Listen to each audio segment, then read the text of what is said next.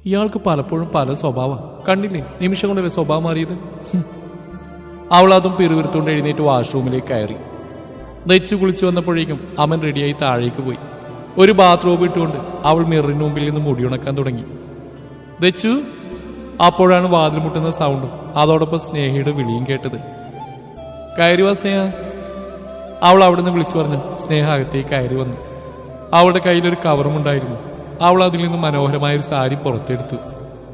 ഇതാർക്കാ സ്നേഹ? നിനക്ക്? അല്ല പിന്നെ ആർക്കാ?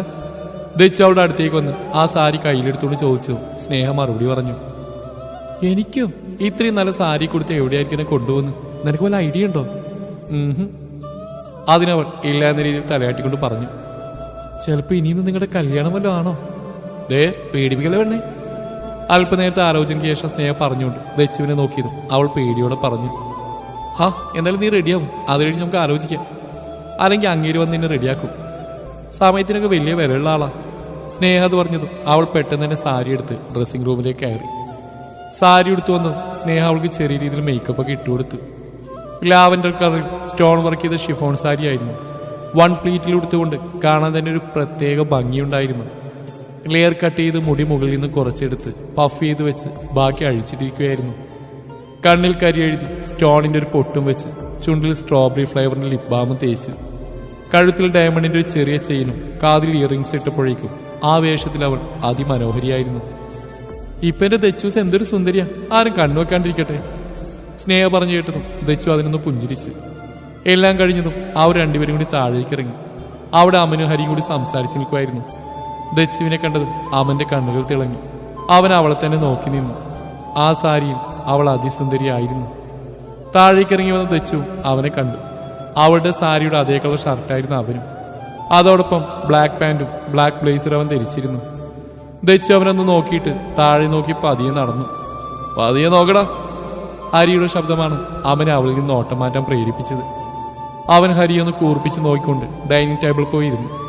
അവൻ്റെ പിന്നാലെ ഒരു ചിരിയോടെ ഹരിയും ഇരുന്നു. അവരോടൊപ്പം തന്നെ ദച്ചുവും ഇരുന്നു. ഭക്ഷണം കഴിക്കുമ്പോഴും അവൻ്റെ കണ്ണുകൾ അവളിൽ തന്നെ ആയിരുന്നു. അവളത് കണ്ടെങ്കിലും അവനെ നോക്കാതെ കുനിഞ്ഞിരുന്ന് ഭക്ഷണം കഴിച്ചു. ഭക്ഷണം കഴിച്ച ഉടനെ തന്നെ 3 പേരും കൂടി കാറിൽ കയറി. ഹരി കോ ഡ്രൈവിംഗ് സീറ്റിലും അമനും ദച്ചുവും പിന്നിലും കയറിയതും ഡ്രൈവർ കാറ് മുന്നോട്ടെടുത്തു. ദച്ചുവിന് ആകെ ടെൻഷനായിരുന്നു. ഇനി സ്നേഹ പറഞ്ഞ പോലെ കല്യാണം കഴിക്കാനെങ്ങാനും ആണോ? അവൾ അതും ചിന്തിച്ചുകൊണ്ട് കൈ ചുരുട്ടി പിടിച്ചു. അല്പനേരം കഴിഞ്ഞതും അവളുടെ കൈകൾ അവൻ്റേതുമായി കോർത്തു. ആവശ്യമില്ലാത്തൊന്നും ആലോചിച്ച് ടെൻഷനാവണ്ട കേട്ടല്ലോ, അവൻ അവളോട് പറഞ്ഞു. അവൾ പതിയെ തലയാട്ടി കാണിച്ചുകൊണ്ട് പുറത്തേക്ക് നോക്കിയിരുന്നു. അപ്പോഴും അവൻ്റെ വിരലുകൾ അവളുടെ കയ്യിൽ കോർത്തേനിരുന്നു. ഓഫീസിന് മുമ്പിൽ കാർ വന്നിരുന്നതും അവനും ഹരി ഇറങ്ങി. അപ്പോഴും ദച്ചു ഇറങ്ങണോ വേണ്ടയോ എന്ന് ആലോചിച്ചുകൊണ്ടിരിക്കുകയായിരുന്നു. അമൻ ഡോർ തുറന്നെടുത്തും അവൾ അവനെ നോക്കിക്കൊണ്ട് പുറത്തേക്ക് ഇറങ്ങി. അവളുടെ കൈ പിടിച്ചുകൊണ്ട് അവൻ ഓഫീസിനകത്തേക്ക് നടന്നു. ഒരു പരിഭ്രമത്തോടെ അവൾ അവൻ്റെ കൂടെ നടന്നു. അവർ മുന്നോട്ട് നടന്നു. സ്റ്റാഫുകൾ ഓരോരുത്തരായി അവൾ അത്ഭുതത്തോടെ നോക്കാൻ തുടങ്ങി. അമൻ വന്നറിഞ്ഞ് അവനെ കാണാനായി ഓടി വന്ന പൂജ അമൻ്റെ കയ്യിൽ കൈകൾ കോർത്തി പിടിച്ചു വരുന്ന ദച്ചുവിനെ കണ്ട് തറഞ്ഞു നിന്നു. സ്റ്റാഫുകളെല്ലാം ദച്ചുവിനെ കണ്ട് അത്ഭുതത്തോടെ നോക്കി നിൽക്കുകയായിരുന്നു. എല്ലാവർക്കും ഒരു നോട്ടം മാത്രം നൽകി ഗൗരവത്തോടെ തന്നെ അവൻ ദച്ചുവിൻ്റെ കയ്യിൽ പിടിച്ചുകൊണ്ട് ക്യാബിനിലേക്ക് കയറി. അവരെ നോക്കി അനങ്ങാൻ പോലും കഴിയാതെ നിന്ന പൂജയുടെ തോളിൽ മേഘ പതിയെ തൊട്ടു. മേഘയുടെ സഹതാപത്തോടെയുള്ള നോട്ടം കണ്ടതും അവൾ നിറഞ്ഞു വന്ന കണ്ണുകൾ തുടച്ചുകൊണ്ട് ഒരു വിഷാദച്ചിരി ചിരിച്ചു. ശേഷം ഒന്നും പറയാതെ ബാഗും എടുത്ത് പുറത്തേക്ക് പോയി. ഈ അവസ്ഥയിൽ അവൾ തനിച്ച് വിടുന്നതാണ് നല്ലതെന്ന് തോന്നിയതും മേഘ അവളുടെ സീറ്റിലേക്ക് പോയിരുന്നു. ക്യാബിനിലേക്ക് അറിയാമൻ ദച്ചുവിന് അതിനകത്ത് തന്നെ സെറ്റ് ചെയ്തിരുന്ന മറ്റൊരു ചെയറിലേക്ക് ഇരുത്തി. Now you are my new PA. തൻ്റെ മുന്നിൽ പകച്ചിരിക്കുന്നവളെ മൊത്തത്തിൽ നോക്കിക്കൊണ്ട് അവൻ്റെ ടേബിളിലേക്ക് ചാരിന്ന് കൈകൾ കെട്ടിക്കൊണ്ട് പറയുന്നവനെ അവളൊരു പകപ്പോടെ നോക്കിയിരുന്നു. എന്താണ് മിസ് ശിവദക്ഷിണ മാധവ്, ഒന്നും മനസ്സിലായില്ലേ? ഒന്നും മനസ്സിലാവാതിരിക്കുന്നവളോട് അവൻ ചോദിച്ചതും അവളില്ല എന്ന രീതിയിൽ തലയാട്ടി. ഇതിൽ ഇത്ര മനസ്സിലാക്കാനായിട്ട് ഒന്നുമില്ല ഒന്ന്. ഇന്ന് മുതൽ നീയാണ് എൻ്റെ PA. That's it. നോ, അവൻ പറഞ്ഞതും അവൾ ചാടി എഴുന്നേറ്റുകൊണ്ട് പറഞ്ഞു. വൈ? അവളുടെ പൊടുന്നനെയുള്ള പ്രതികരണത്തിൽ അവൻ്റെ കണ്ണുകൾ കുറുകി. അത് ഞാൻ മെഡിസിൻ കംപ്ലീറ്റ് ചെയ്താ. So what? അവൾ പതിയെ പറഞ്ഞു. അവൻ ചോദിച്ചു. അത് എനിക്ക് മെഡിക്കൽ ഫീൽഡിൽ വർക്ക് ചെയ്യാനാണ് ഇഷ്ടം. അത് അപ്പോഴല്ലേ, അതിനിനിയും ടൈം ഉണ്ടല്ലോ. ഇതുവരെ നിന്റെ റിസൾട്ട് പോലും വന്നിട്ടില്ല. ആദ്യം റിസൾട്ട് വന്ന് സർട്ടിഫിക്കറ്റ് ഒക്കെ കിട്ടട്ടെ, എന്നിട്ട് അതിനെക്കുറിച്ച് ആലോചിക്കാം. ഓക്കെ? അവൻ പറഞ്ഞു കഴിഞ്ഞതും അവൾ അതിന് മറുപടി ഒന്നും പറയാതെ തലകുനിച്ചിരുന്നതേ ഉള്ളൂ. അവൾക്ക് അവിടെ വർക്ക് ചെയ്യാൻ ഒട്ടും താല്പര്യം ഉണ്ടായിരുന്നില്ല. അവൻ്റെ അടുത്ത് നിൽക്കുന്ന ഓരോ നിമിഷവും അവൾക്ക് വല്ലാത്ത അസ്വസ്ഥത തോന്നിയിരുന്നു. എന്നാൽ അവനോട് എതിർത്ത് പറയാൻ ഭയം അവൾ അനുവദിച്ചിരുന്നില്ല. അപ്പൊ കൂടുതൽ ആലോചിക്കാതെ ആ സീറ്റിലേക്ക് അങ്ങിരുന്നോ? അവൻ അവളുടെ മുഖത്തേക്ക് നോക്കി പറഞ്ഞു. അവൾ ഒന്നും മിണ്ടാതെ ചെയറിലേക്കിരുന്നു. അവളെ ഒന്ന് നോക്കി പുഞ്ചിരിച്ചുകൊണ്ട് അവൻ അവൻ്റെ ചെയറിലേക്ക് പോയിരുന്നു. ഫ്ലാറ്റിന്റെ ഡോർ തുറന്ന് കയറിയ പൂജ ഹാൻഡ് ബാഗ് തറയിലേക്ക് വലിച്ചെറിഞ്ഞുകൊണ്ട് റൂമിലേക്ക് കയറി ബെഡിലേക്ക് കിടന്നു. അവൾക്ക് സങ്കടം സഹിക്കുന്നുണ്ടായിരുന്നില്ല.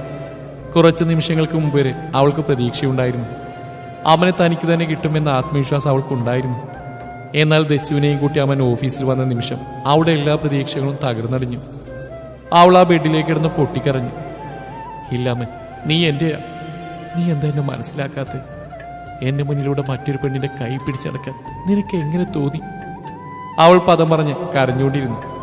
അല്പസമയം കഴിഞ്ഞതും എന്തോ തീരുമാനിച്ചുറപ്പിച്ച പോലെ അവൾ എഴുന്നേറ്റ് ഹാളിലേക്ക് ചെന്ന് ബാഗ് എടുത്ത് ഫോൺ കയ്യിലേക്ക് എടുത്തു. കോണ്ടാക്ട് ലിസ്റ്റിൽ നിന്നും ഒരു നമ്പർ എടുത്ത് കോൾ ബട്ടൺ പ്രസ് ചെയ്തുകൊണ്ട് അവൾ ചെവിയിലേക്ക് വെച്ചു. Welcome my dear, finally you called me. മറുവശത്ത് കോൾ അറ്റൻഡ് ആയതും അവിടുന്ന് മുഴക്കമുള്ളൊരു ശബ്ദം ഒരു പൊട്ടിച്ചിരിയോടെ അവളുടെ ചെവിയിലേക്ക് അലയടിച്ചു. I need your help. Definitely. അത് മൈൻഡ് ചെയ്യാതെ അവൾ പറഞ്ഞതും അവിടുന്ന് മറുപടി കിട്ടി. അത് കേട്ടതും അവൾ ഫോൺ കട്ട് ചെയ്തുകൊണ്ട് മുഖം തുടച്ചുകൊണ്ട് എഴുന്നേറ്റ് മിററിലേക്ക് നോക്കി. Amandev Varma, you are always mine. ക്രൂരമായ പുഞ്ചിരിയോടെ അവൾ കണ്ണാടിയിൽ നോക്കി പറഞ്ഞു. ചേച്ചിക്ക് നിന്നെ പോകണം. 2 ദിവസം കൂടി കഴിഞ്ഞിട്ട് പോകാം ചേച്ചി. അയ്യോ, അത് പറ്റില്ല മോൾ. ഇപ്പൊ തന്നെ 3 ദിവസം എന്ന 4 ദിവസമായി. ഇനി ഈ ലേറ്റായ ക്ലാസ് മിസ്സാവും. ദച്ച് പറയുന്ന കേട്ടതും ആമിയുടെ മുഖം വാടി. എന്റെ ആമിപ്പെണ്ണ്, ഇനി വേറൊരു വർഷം കൂടിയല്ലേ ഉള്ളൂ. അത് കഴിഞ്ഞ് ഞാനിങ്ങ് വരില്ലേ? എന്നാലും ഇനിയൊരു വർഷം കൂടി ചേച്ചിയെ കാണാൻ നിൽക്കണ്ടേ? എന്റെ ആമിപ്പെണ്ണ്, ഞാൻ ഇടയ്ക്കിടയ്ക്ക് വരുന്നില്ലേ? ഒത്തിരി പഠിക്കാണ്ടായിട്ട് ലീവ് എടുത്ത് ഇങ്ങോട്ട് വരുന്നതേ എന്റെ ആമിപ്പെണ്ണിനെ കാണാനല്ലേ. അപ്പൊ പോകുമ്പോ ഇങ്ങനെ സങ്കടം പറയാറ്. ഇങ്ങനെയാണെങ്കിൽ ഞാനങ്ങ് മരിച്ചുപോയ നീ എന്ത് ചെയ്യും? ചേച്ചി. ആമി ഞെട്ടലോട് എഴുന്നേറ്റു. അവൾ ചുറ്റിനും നോക്കി. അപ്പോഴാണ് താൻ സ്വപ്നം കണ്ടതാണെന്ന് അവൾക്ക് മനസ്സിലായത്. അവളുടെ കണ്ണുകൾ ഈറനായി. ടേബിളിൽ നിന്ന് വെള്ളമെടുത്ത് കുടിച്ചുകൊണ്ട് അവൾ കട്ടിലേക്കിരുന്നു. അവളുടെ കണ്ണുകൾ ടേബിളിന് മുകളിൽ വെച്ചിരുന്ന ഫോട്ടോയിലേക്ക് നീണ്ടു. ദച്ചുവിനെ ചുറ്റിപ്പിടിച്ചുകൊണ്ട് നിൽക്കുന്ന ആമിയുടെ ഫോട്ടോ ആയിരുന്നു. ഫോട്ടോയിൽ നോക്കിക്കൊണ്ടിരുന്നപ്പോഴാണ് പുറത്ത് കോളിംഗ് ബില്ലിന്റെ സൗണ്ട് കേട്ടത്. അവൾ വേഗം എഴുന്നേറ്റ് മുഖം തുടച്ചുകൊണ്ട് പുറത്തേക്ക് ഇറങ്ങി. വാതിൽ തുറന്നു സുമുഖനായ ഒരു ചെറുപ്പക്കാരനെയാണ് കണ്ടത്. എവിടെയോ കണ്ടുമറന്ന മുഖം പോലെ ആമിക്ക് തോന്നി. ആരാ? ഹൈ, ഞാൻ ആരവ്, ദക്ഷിണകൂട മെഡിക്കൽ കോളേജിൽ പഠിച്ചതാ. അവൾ ചോദിച്ചതും അവൻ മറുപടി അറിഞ്ഞു. ചേച്ചി പറഞ്ഞിട്ടുണ്ട് ആരവേട്ടനെ പറ്റി. മാളു ചേച്ചി വന്നില്ലേ? ആളെ മനസ്സിലായതും അവൾ ചോദിച്ചു. ഇല്ല, ഞാനിവിടെ ഒരു ഫ്രണ്ടിനെ കാണാൻ പോകുന്ന വഴിക്ക് അറിയതാ. വരൂ, അവൻ പറഞ്ഞിട്ട് അവളൊരു പുഞ്ചിരിയോട് അകത്തേക്ക് ക്ഷണിച്ചു. അല്ല, ഇവിടെ ആരുമില്ലേ? ചുറ്റുമൊന്ന് കണ്ണോടിച്ചുകൊണ്ട് അവൻ ചോദിച്ചു. ഇല്ല, അച്ഛൻ അമ്മയും കൊണ്ട് ഹോസ്പിറ്റലിൽ പോയിരിക്കുവാ. എന്തു പറ്റി? അമ്മയ്ക്ക് ഇടയ്ക്കൊക്കെ BP ലോ ആകും. ഇപ്പൊ ചേച്ചി പോയ പിന്നെ ഭക്ഷണം കഴിക്കുന്ന പോലും കുറവാ. അതിന്റെ തലർക്കവും ക്ഷീണമൊക്കെ ഉണ്ട്. അന്ന് കാണിക്കാൻ പോയതാ. അവൾ പറഞ്ഞതും അവനൊന്ന് ചിരിച്ച്. അയ്യോ, ഞാൻ സംസാരിച്ചത് കുടിക്കാനെടുക്കാൻ മറന്നു. ഇപ്പൊ കൊണ്ടുവരാട്ടോ. ഒന്നും വേണ്ടോ, ഇതുവഴി ഒന്നിപ്പോ കയറുന്നേ ഉള്ളൂ. എന്നാ ഞാൻ ഇറങ്ങട്ടെ? അവൾ പറഞ്ഞിട്ട് അവൻ പറഞ്ഞു. അയ്യോ, ഇതുവരെ വന്നിട്ടൊന്നും കഴിച്ച പോലും ഇല്ലല്ലോ. അവൾ ചെറിയ സങ്കടത്തോടെ പറഞ്ഞു. അതൊക്കെ ഇനി ആവാലോ, ഞാൻ ഇനിയും വരും. അതൊന്ന് കടുപ്പിച്ച് പറഞ്ഞുകൊണ്ട് അവനൊരു ചിരിയോടെ പുറത്തേക്ക് ഇറങ്ങി. പുറകെ ചെന്ന് ആമിയെ നോക്കി ഒന്ന് തലയാട്ടിക്കൊണ്ട് അവൻ കാറിലേക്ക് കയറി പുറത്തേക്ക് ഓടിച്ചു പോയി. അവൻ പോയ വഴിയൊന്ന് നോക്കിക്കൊണ്ട് അവൾ അകത്തേക്ക് നടന്നു. ഇതേ സമയം വണ്ടി ഓടിക്കുന്നിടയിൽ ആരവിന്റെ മനസ്സിൽ ആമിയുടെ മുഖമായിരുന്നു. ദച്ചു പറഞ്ഞറിയാമെങ്കിലും നേരിട്ട് കാണുന്ന ഇപ്പോഴാണ്. ദച്ചുവിന്റെ വാക്കുകളിൽ എപ്പോഴും അവസാനം വന്നു നിൽക്കുന്ന ആമിയുടെ പേരാണ്, ഒരു കുറുമ്പി. ആമയെ അവൾക്ക് ഒത്തിരി ഇഷ്ടമാണെന്ന് അവളുടെ വാക്കുകളിലൂടെ മനസ്സിലായിരുന്നു. അന്നേ താൻ ആ പേര് ശ്രദ്ധിച്ചിരുന്നു. അന്ന് ദേവിന്റെ ഒക്കെ കൂടെ ഇവിടെ വന്നപ്പോഴാണ് ആദ്യമായിട്ട് കാണുന്നത്. ചേച്ചിയെ നഷ്ടപ്പെട്ട വേദന കരഞ്ഞളന്നിരിക്കുന്ന കണ്ടപ്പോൾ തൻ്റെ ഹൃദയമാണ് വേദനിച്ചത്. അതെന്തുകൊണ്ടാണെന്ന് അപ്പോൾ മനസ്സിലായില്ല. വീട്ടിൽ ചെന്നിട്ടും മനസ്സേറെ അവളുടെ മുഖമായിരുന്നു. പിന്നെയാണ് മനസ്സിലായത് തനിക്ക് അവളോട് പ്രണയമാണെന്ന്. ഓരോ ദിവസം കഴിയും തോറും മനസ്സിൽ അവൾ ആഴത്തിൽ പതിഞ്ഞുകൊണ്ടിരുന്നു. ഇനിയും കാണാതിരുന്ന ഭ്രാന്ത് പിടിക്കുമെന്ന അവസ്ഥ വന്നുകൊണ്ടാണ് ഒന്നും നോക്കാതെ ഇങ്ങോട്ട് ഇറങ്ങി പുറപ്പെട്ടത്. ഇല്ലാത്ത ഫ്രണ്ടിനെ കാണാനാണെന്ന് പറഞ്ഞ് പുറപ്പെടുമ്പോൾ മനസ്സിൽ ഒറ്റ ആഗ്രഹമേ ഉണ്ടായിരുന്നുള്ളൂ, അവളെ ഒന്ന് കാണണം. അവളെ കൺമുമ്പിൽ കണ്ടതും തൻ്റെ ഹൃദയം നിലച്ചുപോലെയായിരുന്നു. ഇനിയും അവിടെ നിന്നാൽ താൻ ചിലപ്പോൾ അവളെ തൻ്റെ നെഞ്ചോട് ചേർത്ത് പിടിക്കുമെന്ന് തോന്നിയപ്പോഴാണ് പെട്ടെന്ന് അവിടെ നിന്ന് ഇറങ്ങിയത്. എന്തായാലും ഈ ആരവ് വർമ്മയുടെ നല്ല പാതി ശിവാത്മിക മാധവ് തന്നെ ആയിരിക്കും. അതും മനസ്സിൽ പറഞ്ഞുകൊണ്ട് അവനൊരു പുഞ്ചിരിയോടെ മുന്നോട്ട് നോക്കി ഡ്രൈവ് ചെയ്തു. അമന്റെ ക്യാബിനിൽ ദച്ചു ആകെ അസ്വസ്ഥതയോടെയാണ് ഇരുന്നത്. കാരണം അവന്റെ പ്രസൻസ് തന്നെയാണ്. അവന്റെ നോട്ടത്തെ ഒരു തരത്തിൽ അവൾക്ക് നേരിടാൻ സാധിക്കുന്നുണ്ടായിരുന്നില്ല. വില്ലയിലായിരുന്നപ്പോൾ പകൽ അവനെ കാണണ്ടായിരുന്നു. ഇതിപ്പോ ഫുൾ ടൈം അവന്റെ കൂടെ. അത് ആലോചിക്കുന്നവരും അവൾക്ക് എന്തോ പോലെ തോന്നി. അവൾ അവനെ നോക്കാതെ സൈഡിലെ ഗ്ലാസ് വാളിലൂടെ പുറത്തേക്ക് നോക്കിയിരുന്നു. അവനാണെങ്കിൽ അവളിൽ നിന്ന് നോട്ടം മാറ്റുന്നേ ഉണ്ടായിരുന്നില്ല. അവൾ അവനെ നോക്കുപോലും ചെയ്യാത്ത അവനിൽ നിരാശ വരുത്തി. അവൾ പതിയെ അവിടുന്ന് എഴുന്നേറ്റ് അവളുടെ അടുത്തേക്ക് ചെന്നു. തൻ്റെ അടുത്തേക്ക് നടന്നു വരുന്ന അവനെ കണ്ട് അവൾ പേടിയോടെ നോക്കി. ടേബിളിന്റെ മുന്നിൽ വന്ന് ഒരൽപ്പം കുനിഞ്ഞ് ഇരു കൈകളും ടേബിൾ കുത്തി തന്നെ നോക്കി നിൽക്കുന്നവനെ കാണെ അവൾ കണ്ണുകൾ ചിമ്മാൻ പോലും മറന്ന് നോക്കിയിരുന്നു. ഇപ്പൊ നിനക്ക് എന്നെ കാണാൻ പറ്റുന്നുണ്ടോ? ആ, അവൻ ചോദിക്കുന്ന കേട്ട് ഒന്നും മനസ്സിലാതെ അവൾ അവനെ നോക്കി. അല്ല, ഇത്രയും നേരമായിട്ട് എന്നെ നിന്റെ കണ്ണിൽ പിടിച്ചില്ലായിരുന്നല്ലോ, ഇപ്പൊ കാണാൻ പറ്റുന്നുണ്ടെന്നാ ചോദിച്ചത്. അവൻ അല്പം ഗൗരവത്തോട് പറഞ്ഞു. അവൾ മുഖം കുനിച്ചു. മുഖത്തേക്ക് നോക്കടി.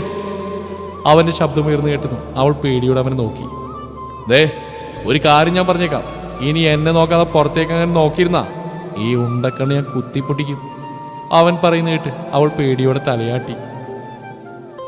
എനിക്കിപ്പോ ഒരു മീറ്റിംഗ് ഉണ്ട്, ഞാനും ആരും കോൺഫറൻസ് ഹാളിലേക്ക് പോകും. അടങ്ങി ഒതുങ്ങി ഇവിടെ ഇരുന്നോളണം കേട്ടല്ലോ. അവൻ ഗൗരവത്തോടെ പറയുന്നിട്ട് അവൾ തലയാട്ടി. അതിനൊന്ന് മൂളിക്കൊണ്ട് അവൻ ഫയലെടുത്ത് പുറത്തേക്ക് പോയി. അവൻ പോയെന്ന് ഉറപ്പായതും അവളൊന്ന് ശ്വാസം വിട്ടുകൊണ്ട് നേരെയിരുന്നു. കുറച്ചു സമയം അവൾ അവിടേക്ക് നോക്കിയിരുന്നു. ശേഷം പതി എഴുന്നേറ്റ് ഗ്ലാസ് വാളിനടുത്ത് നിന്ന് പുറത്തേക്ക് നോക്കി നിന്നു. പുറത്തെ കാഴ്ചകൾ അവിടെ ചുട്ടുപൊള്ളുന്ന മനസ്സിനെ തണുപ്പിച്ചിരുന്നു. താഴെ ഒരു പെൺകുട്ടി അവളുടെ അനിയത്തിയുടെ കൈയും പിടിച്ച് റോഡിലൂടെ നടന്നു വരുന്നുണ്ടായിരുന്നു. അത് കണ്ടതും അവളുടെ മുഖത്ത് വിഷാദം കലർന്നൊരു പുഞ്ചിരി വിടർന്നു. അവൾ വേദനയോടെ തിരിഞ്ഞതും അമ്മന്റെ ടേബിളിരിക്കുന്ന ലാൻഡ് ഫോൺ കണ്ണിൽ പെട്ടു. അവളൊരു നിമിഷം വാതിൽ നേരെ ആരെങ്കിലും വരുന്നുണ്ടോ എന്ന് നോക്കി. ശേഷം ടേബിളിനടുത്തേക്ക് നടന്നു. അമ്മന്റെ വില്ലയിൽ ലാൻഡ് ഫോൺ ഉണ്ടെങ്കിലും അതിൽ നിന്ന് പുറത്തേക്ക് വിളിക്കാൻ സാധിക്കില്ലായിരുന്നു. അവൾ റിസീവർ കയ്യിലെടുത്തുകൊണ്ട് ഒന്നുകൂടി വാതിൽക്കിലേക്ക് തിരിഞ്ഞു നോക്കി. ആരുമില്ലെന്ന് ഉറപ്പുവരുത്തിക്കൊണ്ട് അവൾ വീട്ടിലെ നമ്പർ ഡയൽ ചെയ്തു. മറുവശത്ത് റിംഗ് ട്യൂൺ കേട്ടതും അവളുടെ നെഞ്ചിരിപ്പ് കയറി. ഹലോ. അവിടെ നിന്ന് ആമിയുടെ ശബ്ദം കേട്ടതും ദച്ചുവിന്റെ കണ്ണുകൾ നിറഞ്ഞൊഴുകി. സന്തോഷം കൊണ്ട് അവൾക്ക് വാക്കുകളൊന്നും പുറത്തേക്ക് വരുന്നില്ലായിരുന്നു. ഹലോ, ആരാ? ആമി ഒന്നുകൂടി ചോദിച്ചു. ദച്ചു മറുപടി വരാനായി വായി തുറന്നു. അപ്പോഴേക്കും ആരോ ഡിസ്കണക്ട് ബട്ടൺ പ്രസ് ചെയ്തിരുന്നു. പെട്ടെന്നുള്ള ഞെട്ടൽ തിരിഞ്ഞോക്കി ദച്ചു മുന്നിൽ നിൽക്കുന്ന ആളെ കണ്ട് വിറച്ചുപോയി. തന്റെ മുന്നിൽ വലിഞ്ഞു മുറുകിയ മുഖത്തോടെ നിൽക്കുന്ന അമ്മനെ കണ്ട് അവൾ പേടിയോടെ ഉമിനീരിറക്കി. അവന്റെ കണ്ണുകൾക്ക് ചുറ്റും പടരുന്ന ചുവപ്പ് രാശി അവളുടെ പേടിയുടെ ആക്കം കൂട്ടിയിരുന്നു. അവളൊന്നും പറയാതെ തലകുനിച്ച് നിന്നു. വർദ്ധിച്ച കോപത്തോടെ, അവളെ ചുട്ടിരിക്കാനുള്ള ദേഷ്യത്തോടെ അവൻ അവളുടെ അടുത്തേക്ക് നീങ്ങി. തുടരും ഈ കഥയുടെ